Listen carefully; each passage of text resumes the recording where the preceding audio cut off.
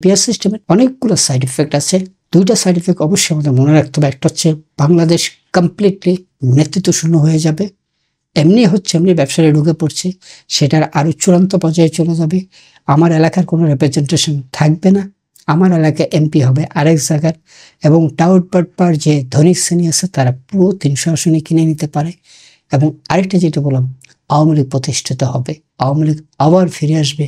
এটি হবে ভয়াবহ এবং দীর্ঘমেয়াদে কি হবে, এই রিপ্রেজেন্টেশন মানে পিআর এর ফলে যে সংসদটা তৈরি হবে সেটা যে একটা টাকাওয়ালা টাউট বাটপার ব্যাংক লুটেরাদের আখড়া হবে না, আপনি কিন্তু বলতে পারেন না। এবং আমাদের যে অভিজ্ঞতা সেটা এটাই বলছে, এই রিপ্রেজেন্টেশনের মাধ্যমে যে ধরনের 10% ভোট পেল, 10% ভোট পেলে কটা সিট পাবে? 30টা সিট পাবে। 30টা সিট 30টা এমপি তো সে সেল করবে, সেই কেনাবেচাকে বৈধতা দিয়ে আরো বড় আকারে দিয়ে মানে এলাকার রিপ্রেজেন্টেশনকে ভ্যানিশ করে ফেলা হবে। তখন এই শিক্ষিত সুবিধাবাদী ধান্দাবাজ শহুরে মানুষগুলা আমাদের সংসদ কিন্তু দখল করে ফেলবে। কাজেই প্রত্যেকটা নাগরিককে আমি বলবো, এই সিস্টেম এখন বাংলাদেশে চলতে পারে না। এটি একটি ভয়াবহ চক্রান্ত এবং এটি বাংলাদেশের ভবিষ্যৎকে একদম ধ্বংস করে দিবে। যত সম্ভাবনা এখন টিম করে বেঁচে আছে, আওয়ামী লীগের মহালুটপাটের পর এই দেশকে যে পুনরুদ্ধার করা দরকার, সেই পুনরুদ্ধার তো দূরের কথা, এটাকে আরো ধ্বংসের শেষ সীমায় নিয়ে যাবে এই পিআর সিস্টেম। আবারও বলছি, এটি আওয়ামী লীগকে পুনর্বাসিত করবে, এটি বাংলাদেশের নেতৃত্বকে একদম চূড়ান্তভাবে ভ্যানিশ করে দেবে, পুরো বাংলাদেশকে নেতৃত্ব শূন্য করার একটা মহা চক্রান্ত বলে আমি মনে করছি।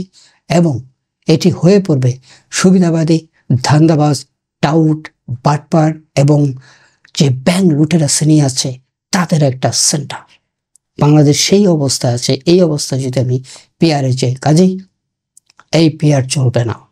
জনগণের সরাসরি ভোটে যার শক্তি আছে, জনপ্রিয়তা আছে, সে নির্বাচিত হবে। এই পিআর সিস্টেম কোনো মতেই চলতে পারে না। নাগরিক হিসাবে আমি এর চরম বিরোধিতা করে যাচ্ছি। আশা করছি বাংলাদেশের যারা বড় বড় রাজনৈতিক দল আছে, যারা দেশকে ভালোবাসে, এখনো চায় দেশটা ঘুরে দাঁড়ায়, তারা এই সিস্টেমকে গ্রহণ করবে না কোনো মতেই। আমরা চাই সরাসরি ভোটে। দেখা যাক আপনার জনপ্রিয়তা কত। মাঠে আসেন, মাঠে খেলেন।